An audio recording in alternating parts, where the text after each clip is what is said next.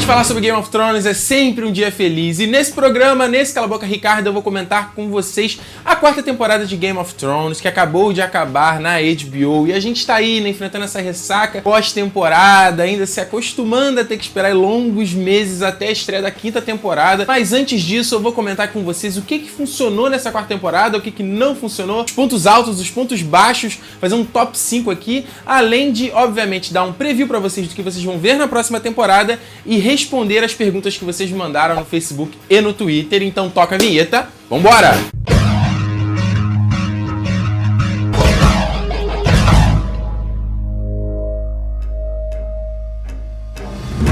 Ao contrário das duas primeiras temporadas, que foram baseadas quase que inteiramente nos dois primeiros livros, a terceira temporada e essa quarta agora são baseadas no terceiro livro de As Crônicas de Gelo e Fogo, A Tormenta de Espadas. E que livro, meus queridos, porque além de ser o maior livro da série até o momento, é o melhor, sem dúvida. Todo mundo dizia isso antes de eu ler, cara, o terceiro livro é o mais foda dessa série até então, mas eu tenho que dar o braço a torcer porque, de fato, é um puta livro, é um livro com os acontecimentos, com as maiores reviravoltas, com os acontecimentos que mais fazem tua cabeça explodir, você vira a página, você não acredita no que você tá lendo. E foi o livro lançado por volta de 2000 que marcou As Crônicas de Gelo e Fogo como um best-seller, como uma série a ser aclamada. Foi o livro que mais vendeu, foi o livro que mais recebeu boas críticas. E não é à toa que a terceira temporada de Game of Thrones já foi sensacional e a quarta elevou tudo que já tava muito foda na terceira à máxima potência. Man says all he needs to crush us.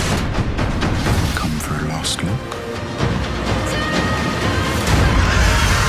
No meu review da terceira temporada eu já tinha elogiado pra caramba essas questões de produção e é impressionante como eles conseguiram elevar a potência de tudo isso, então não tem nem muito o que se dizer, porque tudo que já tava bom ficou incrivelmente melhor. Então, figurino continua sensacional, maquiagem continua sensacional, utensílios continuam sensacionais, as questões dos sets, a gente teve aí o set do casamento do Joffrey, enorme, lindo pra caramba, os figurinos cada vez maravilhosos. Até eu tive a oportunidade de ir na exposição do Game of Thrones aqui no Rio de Janeiro e você vê de perto que a coisa parece real, parece que você tá num museu vendo peças realmente de épocas passadas, porque o trabalho que os caras têm, o cuidado que os caras têm com cada uma das coisas é fantástico. Você consegue ver como a qualidade da fotografia da série tá melhor, como a imagem é mais bonita, como cada vez mais Game of Thrones parece cada vez menos série e parece muito mais um filme pra TV. Então você vê às vezes uns planos que eles fazem tão diferentes. Pega, por exemplo, o Master Aemon falando com a Patrulha da Noite, pega ele de baixo pra cima e aparece a muralha, o fundo, a câmera vai passeando. Ou na própria batalha mesmo lá da muralha também, onde a câmera sai dos selvagens, aí ela passa por Castelo Negro, aí aparece a muralha, aparece além dela. A luta do Oberyn com Montanha, onde você vê no fundinho lá King's Landing. E as próprias coreografias das lutas cada vez mais fantásticas, que antes às vezes eram um pouquinho tosca, né? Um pouquinho os caras não se mexiam muito, agora você vê que ela parece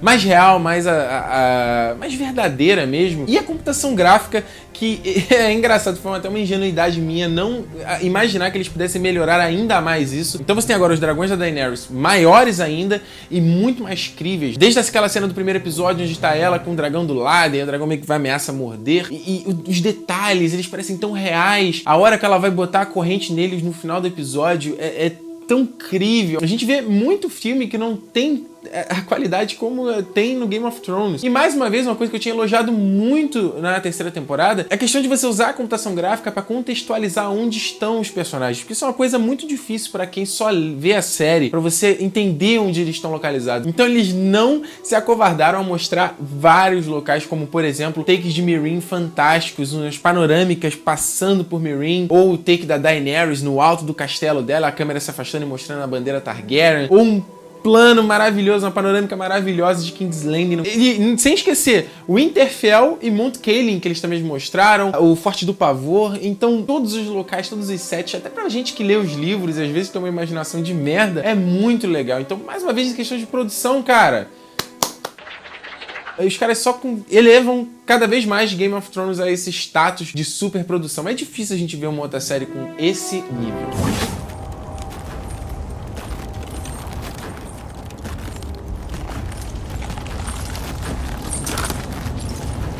Muito bem, agora eu vou fazer então top 5 coisas que eu mais gostei nessa temporada e top 5 coisas que eu menos gostei nessa temporada. E para começar, em quinto lugar das coisas que eu mais gostei, a morte do Joffrey.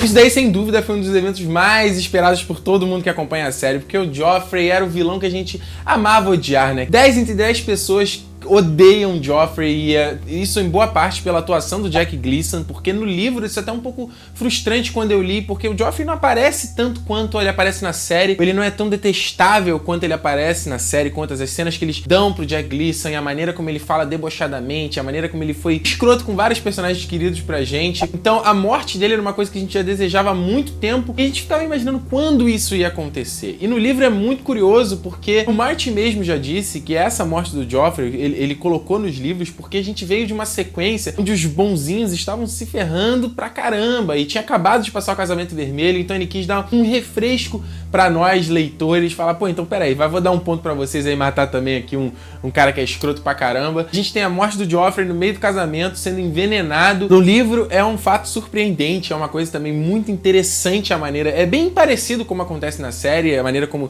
a questão dele sacanear o Tyrion e ter aquela peça ali com os anões, é tudo bem parecido. Eu acho que a série, ela tem um gostinho do gore, da questão de ser sádica, que muitas vezes é interessante pra caramba, e eles melhoram o que já tá no livro. A morte dele sendo uma coisa tão agoniante, a maquiagem que eles fizeram no ator, e até eles botaram um pouco de computação gráfica pra cara dele ficar roxa mesmo, ele envenenado. Cara, aquilo ali foi um momento que todo mundo esperava pra ver há muito tempo, e não é à toa que depois que aconteceu na série, apareceu pela internet o tempo todo mundo botando a foto do Joffrey lá esganado, sufocado, e todo mundo, finalmente, filho da puta, já vai tarde e tal. Enfim, era um personagem que todo mundo odiava, todo mundo queria ver morto, mas agora que ele foi também, né, quem a gente vai odiar? E em quarto lugar, a Batalha na Muralha. Pois é, gente, a Batalha na Muralha é um evento sensacional, é mais uma batalha. Como todo livro de Game of Thrones, na verdade, existem várias batalhas. Na série, eles tentam botar uma batalha por temporada, com exceção da primeira temporada, que eles não conseguiram fazer por questões de orçamento. Mas nessa, nós tínhamos essa Batalha da Muralha, que é uma coisa que já tava vindo já há muito tempo, essa coisa dos selvagens vindo pro sul e ter a Patrulha da Noite pra defender e tudo mais. É uma batalha cheia de significados, não só pra gente ter a galera da Patrulha da Noite ali, que muita gente não dá mais créditos pra ele no reino, todo mundo acha que é um bando de bunda suja ali, que tá perdendo tempo, perde recursos pra nada, porque eles estão protegendo o reino de nada, porque eu acredito que os selvagens não são uma ameaça, e muita gente não acredita nos White Walkers, então é uma batalha também pra provar o valor da muralha, e é muito bacana porque a gente teve nessa temporada aí o personagem do Jon Snow, eles dando um pouco mais de cenas pra mostrar essa construção do personagem, ele saindo de um moleque pra virar um líder. Então é uma batalha onde eles chamaram o Neil Marshall, que foi o diretor da Batalha do Água Negra na segunda temporada, e mais uma vez aqui ele fez um excelente trabalho, que a gente tem muito mais gente caindo na porrada, e a gente tem as lutas realmente sendo mostradas, com um pouco corte, com a coisa sendo bem feita ali. E vale dizer também a questão do plano sequência que tem na luta, lindo, onde a câmera vai passeando e cada um dando uma porrada ali em Castelo Negro. Eu acho só que eles não deveriam ter jogado essa questão dos cenas pro 10º episódio, acho que deveria ter sido tudo concluído essa batalha no 9º episódio, que é uma batalha aqui no livro que demora dias, e tá aí, foi uma batalha que foi muito prometida. Eu me empolguei mais com a Batalha do Água Negra, talvez por não ter lido no livro, eu não tava esperando, mas com certeza a Batalha na Muralha fez jus à promessa que eles estavam fazendo já há temporadas.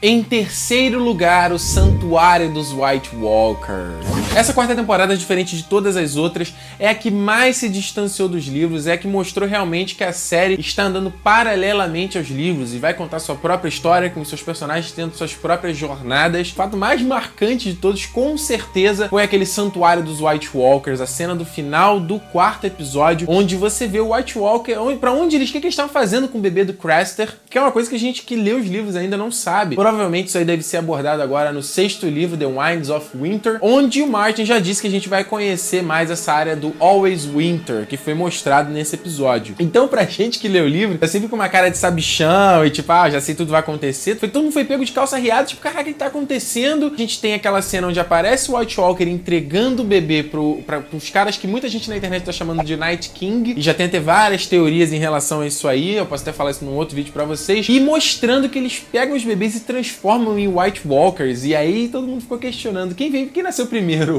Quem foi o primeiro White Walker, né? Porque já que um transforma o outro, de onde veio o primeiro? E realmente foi um fato muito chocante. No primeiro momento até eu odiei, porque, pô, não quero tomar spoiler do livro, né? Mas passado a empolgação, fica se acalmando, pensando um pouco mais, é até bacana, porque os livros demoram tanto a sair, o Martin demora tanto pra fazer o trabalho dele, o que não é problema nenhum, mas pra gente que já leu o livro, a gente fica nessa ansiedade de querer saber mais, então acaba que a série tá dando aí um gostinho do que a gente vai ver à frente. Obviamente no livro vai ser diferente e provavelmente vai ser muito mais legal, mas a série fez se foi fazer, fez direito, novamente com a maquiagem dos White Walkers fantástico, nada de computação gráfica, mas sim computação gráfica pra criar aquele santuário onde parecia Minas Morgul lá do Senhor dos Anéis.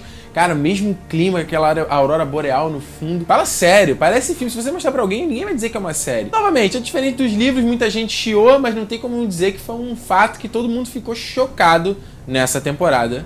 E parando pra pensar melhor, foi legal, foi legal, foi um gostinho do que a gente vai ver mais pra frente, foi um gostinho.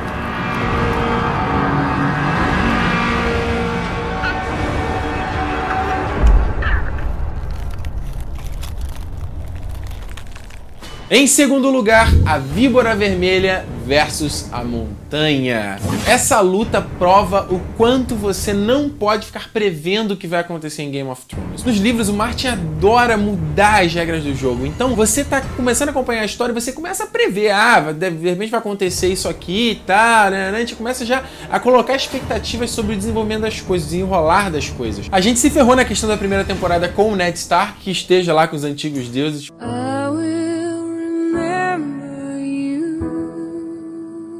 E a gente nessa, com a questão do Oberyn é a mesma coisa, porque ele é um personagem que ele aparece meio, a gente não tá esperando muito bem, ele chega lá na corte, depois do convite proposto lá pelo Tyrion na segunda temporada como mão do rei, ele quer estreitar as relações de Kingsland com Dorne, que sempre se manteve afastada de todas essas intrigas, depois da rebelião do Robert. Então o Tyrion oferece não só a Myrcella pra ficar como uma protegida lá deles, como também um lugar no pequeno conselho para Dorne. Então ao invés de Hildoran Martell, que é o príncipe de Dorne, vai o Oberyn, que é o irmão dele. E aí é um personagem que ele é super misterioso, a gente não sabe muito qual é a dele. E aí na luta contra o Montanha, além de ter o fator dramático dele tá ali, minha irmã, não sei o que, confessa e tal, a questão do ego dele, a gente acha que o cara já tá com tudo ganho e no final ele acaba morrendo de uma forma brutal. E a gente fica totalmente... Cara, como assim? A gente tá esperando uma coisa e acontece outra completamente diferente. E a série mandou muito bem nisso aí. O Pedro Pascal, escalado como Oberyn, inicialmente quando falou que ele seria o Víbora Vermelha, eu não fiquei tão animado porque, até pela descrição do livro, eu imaginava ele um pouco diferente, um pouco mais exótico. Mas não tem como negar que o cara fez um excelente trabalho. Um Oberyn que foi carismático e em poucos episódios conquistou a galera, conquistou o público. Os caras me pegam e furam o olho do cara, explode a cabeça dele. Que loucura aquilo ali. Eu... que já sabia, já tinha lido isso, eu fiquei na ponta do sofá, chocado, atônito, porque foi fantástico. Os caras fizeram jus ao que tá no livro e mais uma vez tivemos aí mais um personagem querido dando adeus. Todo mundo na internet chorou, todo mundo na internet ficou triste com a partida do Oberyn. E é isso, cara, acompanhar Game of Thrones é isso, é não se apegar, não pode se apegar a ninguém. Don't leave me alone in this world. Never. E em primeiro lugar, o julgamento do Tyrion. Esse julgamento do Tyrion fez jus ao todo o nível épico do livro, porque a gente vê o nosso personagem favorito enfrentando uma mega injustiça, um destaque pro Peter Dinklage e pro Charles Dance, que faz aí o Tyrion e o Tywin. Eu adoro os dois, eu acho que quando eles dois em cena juntos é um banho, porque eles são fantásticos, e então eu acho que foi um episódio muito, muito, muito bacana. Acho que terminando ainda com os dois se encarando, com o Tyrion encarando o Tywin, debaixo da cara dos dois, Tywin puto da vida. Então, tá aí. O julgamento do Tyrion pra mim foi um dos melhores momentos dessa temporada. Have you nothing to say in your defense? Nothing but this. I did not kill Joffrey, but I wish that I had. Mas claro que nem tudo são flores, então vamos aqui aos 5 coisas que eu não gostei dessa temporada, que eu acho que poderiam ter sido muito melhores. A começar aqui no número 5 para toda a trama do Bran, Filhos da Floresta e o Corvo de Três Olhos. O Bran não é o meu personagem favorito dos livros, a trama dele ela é muito arrastada, assim, você fica um pouco na dúvida de qual é a história que o Martin está querendo contar pra ele. A terceira temporada já aborda tudo o que acontece com o Bran no terceiro livro. Nessa temporada eles tiveram que colocar um pouco mais de coisas pra realmente fazer uns enxertos ali pra que a história dele rendeu uma temporada toda. Então a gente teve ele indo pra Fortaleza do Craster, que eu achei meio zoado. Parece que na verdade o reino é enorme, mas parece que ele é muito próximo, assim, de todo mundo e acaba esbarrando. Apesar de ser interessante no final, ele não só lutando lá dentro do corpo do Bran, como ele também tendo uma decisão, uma postura de não reencontrar o Jon Snow e seguir esse feeling dele com o Corvo de Três Olhos. E aí você tem a introdução desse cenário mais fantástico, a introdução dos Filhos da Floresta, que são os primeiros seres que habitavam esse continente de Westeros. São seres mais fantásticos, eles parecem um pouco gnomos, um pouco duendes, um pouco elfos. Eles não são crianças. E aí na série me pega uma criança mesmo, pintam ela, colocam um batom verde e uma roupinha de folhagens e quer dizer que ela é filha da floresta, cara. Pô, parece que a criança saiu de um set de Xuxa e os Duendes 2 no Caminho das Fadas. Porque é ridículo. Eu entendo que a produção da série seja uma loucura e eles têm milhões de histórias, milhões de personagens que eles têm que lidar. Então uma outra coisa acaba perdendo a mão. Só que eu acho que esse núcleo do Bran deveria ter tido mais cuidado pra justamente não perder a mão, porque como ele é esse elemento mais fantástico, é muito fácil ele cair na galhofa. E foi o que aconteceu nesse último episódio com toda essa sequência. Tão interessante no livro por ser esse fator fantástico, essa coisa de você querer saber mais sobre a magia em Westeros, que é uma coisa que sumiu e que vai voltando aos poucos, mas na série ela tá galhofa e vira piada. Eu não gosto disso. Em quarto lugar, Rick e Ramsay. O que acontece é o seguinte, cara, o Theon Greyjoy é um personagem que eu nunca gostei muito nos livros, nem na série também, eu sempre achei ele meio babacoide. A história dele começa a ficar interessante quando ele é traído pelo Ramsay e capturado por ele. Na série é um pouquinho diferente, mas ele começa a sofrer na mão desse cara que é super sádico e acaba que a história dele começa a ficar tão interessante porque ele vira esse ser distorcido que é o Rick, né, que é o Fedor. É uma mudança psicológica muito grande, uma mudança física muito grande, ele perde dedo, perde dente, perde... Enfim, mas eu acho que a série ficou devendo muito nisso, porque a temporada passada eles mostraram a tortura do Theon, que é uma coisa que não tem nos livros, a gente fica sabendo isso por flashback, por lembranças do Theon. O que acontece é que a caracterização do Theon Greyjoy como Rick tá muito fraca, cara. Ele deveria estar magrelo, todo destruído, cabelo branco, meio puído, sabe? Meio cheio de falhas e tal. Então, faltou isso, sabe? Faltou essa caracterização marcante pra gente ficar chocado com a transformação dele. Eu achei que por terem mostrado a tortura na temporada passada, essa temporada já abordaria essa mudança física. Acabou que não, então resta torcer para que na próxima temporada eles consigam mostrar mais isso, principalmente o Winterfell, onde a gente tem capítulos do Theon que são muito amargurados, são dos melhores capítulos do quinto livro, mas eu tenho muitas dúvidas que eles vão conseguir mandar isso muito bem, até pelo ponto de não conseguir entrar na mente do personagem, você não tem as narrações em off do pensamento do personagem, então eu não sei como eles vão resolver isso, mas o que eles estão fazendo até agora não tem me agradado. Em terceiro lugar, a morte da Lysa Arryn. O que acontece é o seguinte, cara, a morte da Lysa, que é essa personagem, não é lá, né, grande coisa, chata pra caceta. O que acontece é que a morte dela é interessante porque você, no primeiro momento, descobre que foi ela que assassinou o Jon Arryn. Todo o plot que começa a história do primeiro livro do Game of Thrones e que a gente esquece. Você não só entende que ela tava fingindo o tempo todo pra Catelyn, como mostra que o Mindinho é o cara que tá puxando as cordinhas e, né, mexendo ali com os pauzinhos dele pra conseguir o poder, essa coisa que ele tanto deseja. Você tem uma cena do Mindinho com a Sansa, onde ele beija ela, que é muito tosco. Ele beija ela e aí eles parecem que congelam, a câmera sobe, mostra a Lysa observando, aí volta pra eles, e aí parece que eles descongelam e saem do beijo. E aí depois a morte dela em si, eu não gosto da direção do episódio. Parece novela mexicana, sabe? A maneira como ela cai, a maneira como ele surpreende ela, a maneira como ele empurra. São cortes muito rápidos, sabe? Ele empurrar não mostra direito o movimento, eu não gosto desse tipo de coisa. Novamente, isso me parece má direção, má edição, principalmente porque na hora que ele vai revelar pra ela, que ele vai dizer, eu sou meio uma única mulher, e aí você fica na apreensão, quem ele vai falar? E ele fala, Only Cat, e aí empurra ela. Fica estranho porque na cena anterior ele já revela pra Sansa que a Catelyn foi a única mulher que ele amou. Então, a cena me parece aí muito frouxa, não gostei. Em segundo lugar, eu acho que essa temporada não mandou bem no equilíbrio entre as coisas. Eu sempre tive essa impressão, até quando eu não tinha lido os livros. Eu acho que às vezes ela perde tempo demais com bobeira, assim, com às vezes cena que não vai acrescentar tanta coisa. Nessa temporada eu senti muito, porque você tem eventos tão marcantes que eu acho que eles não dispuseram o tempo devido para que o drama crescesse e que realmente cativasse os espectadores. Eu vou dar alguns exemplos, por exemplo, a luta do Oberyn com Montanha, eu acho que eles gastam gastam, entre aspas, assim, é muito leviano falar esse tipo de coisa, mas acho que eles perdem tempo com cenas muito longas de outros núcleos e outras tramas pra mostrar a luta do Oberyn com o Montanha em 10 minutos. A morte do Cão de Caça, em contrapartida com a morte do Tywin.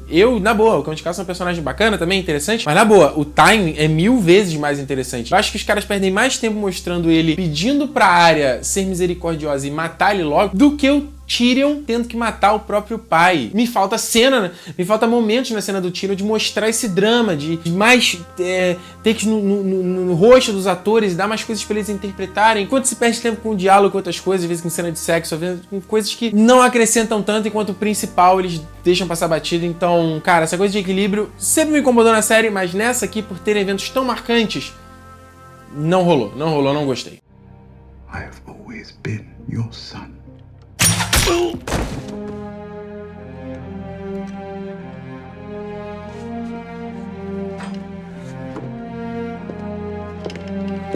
Agora um aviso, porque esse primeiro item, o número 1 do que eu menos gostei dessa temporada, pode ser um spoiler, porque é um evento que tem no livro que eles não abordaram na série até agora, e eu não sei se eles vão abordar, eu acredito que não, até por entrevista dos produtores, então pode ser como pode não ser um spoiler, então assista por sua própria conta e risco, ok? Preparado? 3, 2, 1, vai! Do que eu menos gostei nessa temporada, sem dúvida, foi a ausência de Lady Stoneheart. Ora, Ricardo, quem é Lady Stoneheart? Meus queridos, Lady Stoneheart é uma personagem que deveria ter sido introduzida no final dessa temporada, porque ela aparece no final do livro, no epílogo do livro, e é um dos momentos mais chocantes, porque o Tormenta de Espadas já é um livro tão fantástico, e ele já explode tua cabeça em tantos momentos, que quando você chega no final, e ainda você tem esse epílogo, você fica sem chão, você fica, caraca, eu não sei mais o que esperar. Lady Stoneheart nada mais é do que a Catelyn Stark ressuscitada.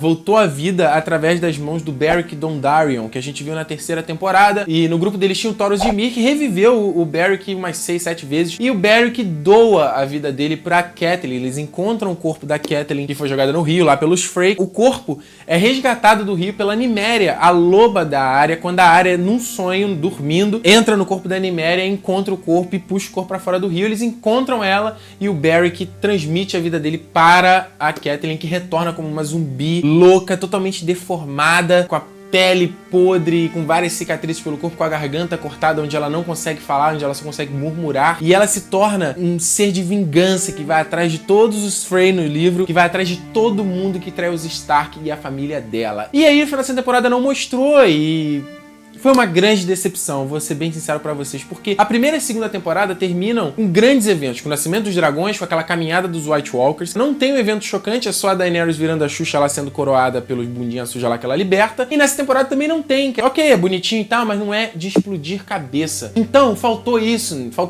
o fator explodir cabeça, o fator da gente ficar atônito e sem chão e sem saber o que esperar, como as pessoas ficaram no livro. Principalmente porque esse fato, ele é marcante, porque os 3 primeiros livros do Game of Thrones, você consegue ver que ele é um arco narrativo, e quando ele termina esse terceiro livro, o Martin começa a abordar outros aspectos da história dele, ele começa a mostrar outros personagens, outros cenários, é outra coisa. E então eu acho que ele é marcante por esse sentido também, ele começa a entrar mais num fator fantástico da obra. Então me falta isso, eu acho que seria extremamente fundamental na série. Eu tenho uma leve esperança que talvez na 5ª temporada eles abordem, mas sinceramente não acredito, e cara, fala sério, cara. Que tosqui. Não foi legal.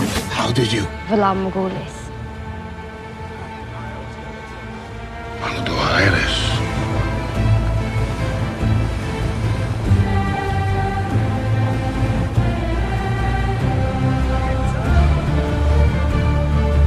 Muito bem, antes de a gente encerrar aqui o programa, eu quero pegar aqui algumas mensagens, algumas perguntas que vocês me enviaram lá no Facebook e no Twitter sobre Game of Thrones. Então eu, Tadeu, pergunto o seguinte: você acha legal eles ficarem adiantando alguns fatos que ainda não foram mostrados nos livros? É legal porque a gente que lê o livro ainda tá esperando aí, não sabe quando o Martin vai lançar. É legal pra gente já ter aí um aperitivo, mas é ruim porque eu particularmente preferia ver primeiro no livro, porque no livro é ser melhor, assim, entendeu? Não desmerecendo o trabalho dos caras. Cláudio Gabriel, queria perguntar se você acha boas as adaptações que a série tem feito. Na boa parte sim, porque não tem como você dizer que não dá pra você pegar o que tá no livro e transpor pra série, porque não vai funcionar. Principalmente no livro do Game of Thrones, que tem tanta particularidade. A maneira do Martin escrever por ponto de vistas é tão charmosa e consegue funcionar bem quando você está lendo e que obviamente não funcionaria na TV, no audiovisual, tem que ser diferente. Então tem algumas adaptações que fazem sentido, como eles mudarem a mulher por qual o Robin se apaixona, que no livro é Jane Westerling, e na série eles botaram a Thalissa de Volantis. Como também no livro ela não acrescenta muita coisa, eles resolveram botar uma outra personagem que não tem nada a ver pra que eles pudessem matar e a gente fica chocado durante o Casamento Vermelho. Então é uma mudança que eu acho interessante. Mas tem outras que eu não acho tão boas, como por exemplo a mudança da Brienne nessa temporada. Eles enxugaram demais tudo o que acontece com ela no quarto livro enquanto ela busca a Sansa. Eu acho que simplificar demais também é ruim, entendeu? É caso a caso, entendeu? Tem horas que funciona, tem horas que não funciona. Na maioria das vezes, pra mim, funciona e eu aceito as mudanças que eles fazem. Eu acho que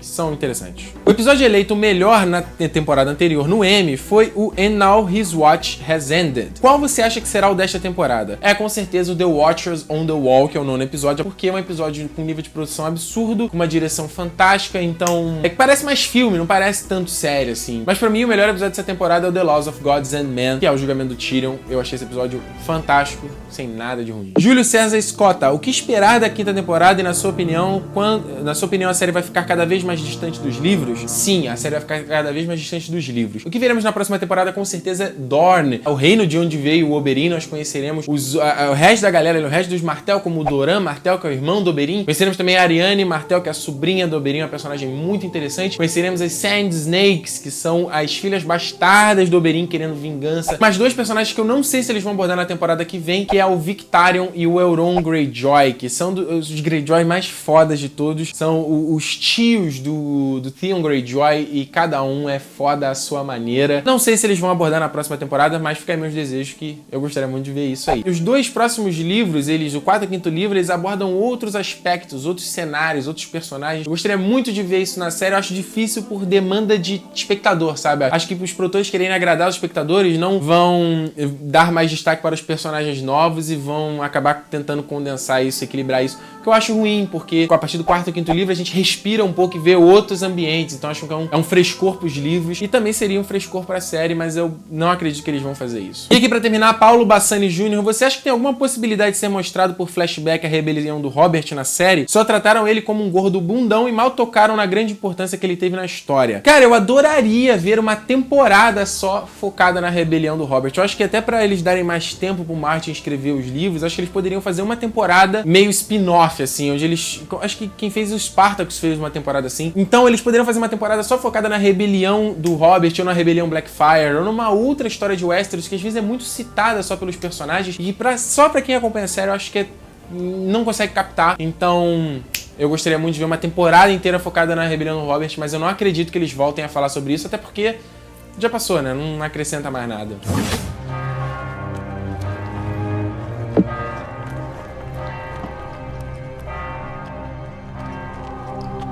Então essas foram as perguntas que vocês mandaram pra mim. Pra finalizar, eu acho justamente que a 4ª temporada foi uma puta temporada com grandes acontecimentos. Os caras elevaram realmente o status de Game of Thrones a um outro nível, a um outro patamar. Eu fico um pouco preocupado com esses rumos originais, esse rumo independente da série dos livros, e os caras colocarem coisas pra agradar o público, porque as Crônicas de Gelo e Fogo tem vários aspectos que tornam ela original, que tornam ela única. Então eu acho que muitas vezes eles deixarem isso pra lá vai perder a essência do que a série realmente é. Acho que no geral eles fazem um trabalho muito bom, porque é uma tarefa hercúlea de gerenciar essa produção, fazer essa adaptação em pouquíssimo tempo, se a gente parar pra pensar. A gente espera muito tempo, mas pra eles deve ser, ó, na chibata. Mas enfim, foi uma ótima temporada, enfim, decepcionante em algum outro pontinho, mas no geral foi excelente, os caras elevaram mais o nível. Eu ainda gosto muito da terceira, a terceira pra mim é um pouquinho minha favorita, mas essa 4ª temporada tem coisas excelentes, então eu gosto muito. E agora que a gente pode fazer até esperar até a próxima temporada, ó,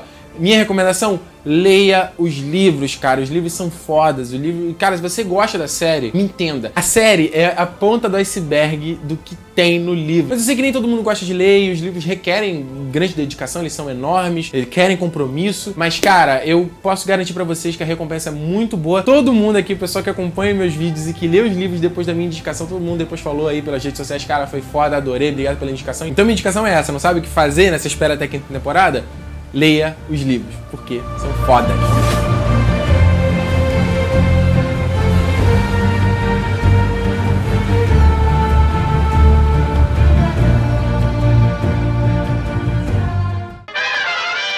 Pronto, essa foi a minha avaliação da 4ª temporada de Game of Thrones. E agora você já sabe, né? Eu quero saber o que você achou dessa temporada. O que você gostou? Qual foi o teu momento mais marcante? Qual foi a tua morte, a morte mais chocante, a que você menos esperava? Deixa aqui nos comentários, eu adoro ver o feedback de vocês. E se você quiser saber mais sobre Game of Thrones, se você quiser me ouvir falando mais sobre Game of Thrones, tem aí o TN Live. Eu fiz programas semanais comentando cada um dos episódios de Game of Thrones. Então tem aqui todos os 10 episódios. Se você não assistiu ao vivo, que molhem, fala sério, mas ano que vem eu faço de novo, enfim. Se você não assistiu ao vivo, tem aqui o link para os vídeos, você também pode ouvir as versões em áudio no soundcloud.com/Território Nerd ou no iTunes, os links você encontra na descrição. E também você pode acompanhar meu projeto Duel of Thrones, onde eu faço desenhos quase que diários sobre os personagens dos livros, então eu sempre posto lá no Instagram, no Facebook, enfim, os links também estão na descrição, você pode acompanhar. Tem muita coisa aí pra gente fazer até a 5ª temporada que tá longe, vai demorar, a gente vai esperar,